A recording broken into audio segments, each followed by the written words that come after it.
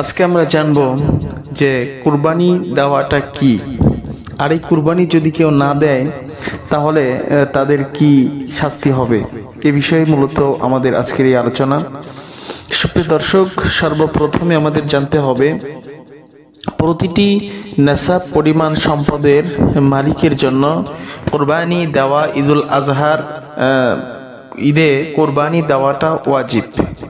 যদি কেউ এই ওয়াজিবটা তরফ করে, এই ওয়াজিবটা আদায় না করে, সামর্থ্য থাকা সত্ত্বেও যদি কোরবানি না দেয়, তাহলে অবশ্যই কিন্তু সেই ব্যক্তিটা গুনাহগার হবে, আল্লাহ পাকের কাছে গুনাহগার হবে।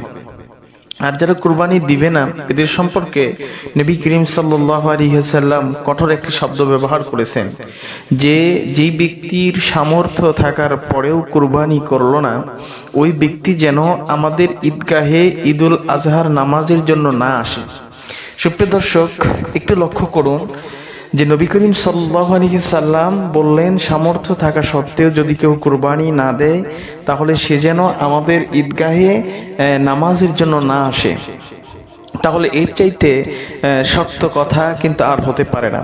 তাই আসুন এই আগামী ঈদুল আজহায় আমরা অবশ্যই আমাদের যাদের উপরে কুরবানি ওয়াজিব বা যাদের সামর্থ্য আছে, আমরা অবশ্যই আল্লাহ রাব্বুল আলামিনের সন্তুষ্টির জন্য এই কুরবানি দেওয়ার চেষ্টা করব ইনশাআল্লাহ। অন্যথায় যদি আমরা সামর্থ্য থাকার পরেও কুরবানি না দিই তাহলে কিন্তু অবশ্যই মারাত্মক গুনাহগার হব। আল্লাহ রাব্বুল আলামিন এই গুরুত্বপূর্ণ একটি আমল আমাদের সবাইকে যেন করার মতো তৌফিক দান করেন, আল্লাহুম্মা আমিন। তো সুপ্রিয় দর্শক, আজকের ভিডিওটি মূলত ছিল এই পর্যন্তই। কোরবানি সংক্রান্ত বা ইসলামের যে কোনো বিষয়ে আপনার যদি কোনো প্রশ্ন থাকে, অবশ্যই আমার কমেন্ট বক্সে প্রশ্ন করলে আপনার প্রশ্নের উত্তর দেওয়ার চেষ্টা করব ইনশাআল্লাহ। তো পরবর্তী ভিডিও দেখার আমন্ত্রণ রইল। ধন্যবাদ। আল্লাহ হাফেজ।